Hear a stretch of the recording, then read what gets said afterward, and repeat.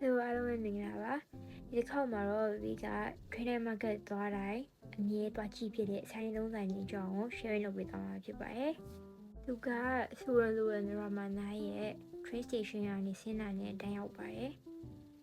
Trader မှာတော့ဆိုင်တွေရောဘားတွေရောစားစရာတွေအများကြီးရှိရပါတော့ဒါပေမဲ့ဒီနေ့ share လုပ်သွားပေးချင်တာကတော့ဆိုင်လေးသုံးဆိုင်ရဲ့အကြောင်းပဲဖြစ်ပါတယ်ဒီအယုတ်ကလေးကြိုက်တဲ့သူတွေအယုတ်ကလေးဆူတဲ့သူတွေအနေနဲ့ဒီ251ဆိုင်လေးကိုတော့မဖြစ်မနေသွားကြည့်တင်ပါရဲ့သူ့မှာ scar banda တွေရောဒီလာပူပူတွေရော one piece နဲ့ collapse ထားတဲ့ဟာတွေရော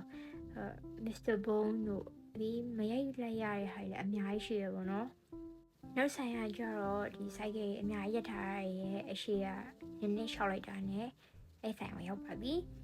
အဲ့ဆိုင်မှာလေဆွဲကြိုးတွေရောဒီကပတ်တွေပြီးတော့drink catcher ကြိုက်တဲ့သူတွေလည်းကြီးတင်တယ်နော်သူတို့ကအများကြီးရှိရဲ့အဲ့ drink catcher ကိုလည်းအဆုံးလုံးနေပဲနောက်ပြီးတော့ဆွဲကြိုးတွေအဲ့ handmade egg ကလေးတွေရောဥထုပ်တွေပြီးတော့ evil eyes တွေရောပဲအများကြီးမှအများကြီးပဲလက်ကောက်ဆိုလို့ရှိရင်လည်းရွေးချယ်စရာတော်တော်များရဲ့သူ့မှာလေဆွဲရိုးဆိုလို့ရှိရင်လည်းတော်တော်ဆုံးပါတယ်ဆိုင်ကပြီးတော့လက်ဆွဲဆိုလို့ရှိရင်လည်းအများကြီးပဲရွေးချယ်ရတဲ့ပုံစံအစုံအမျိုးစုံဒီကလက်ဆွဲအမဲလေးနဲ့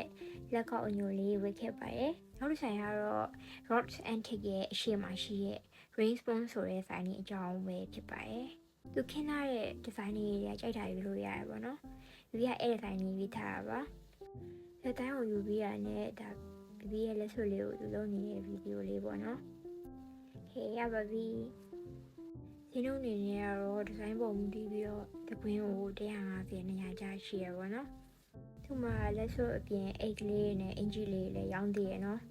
ဗီဒီယိုလေးကတော့ဒီလောက်ပါပဲနောက်ဗီဒီယိုတွေမှာပြန်တွေ့ပါမယ်တဒါ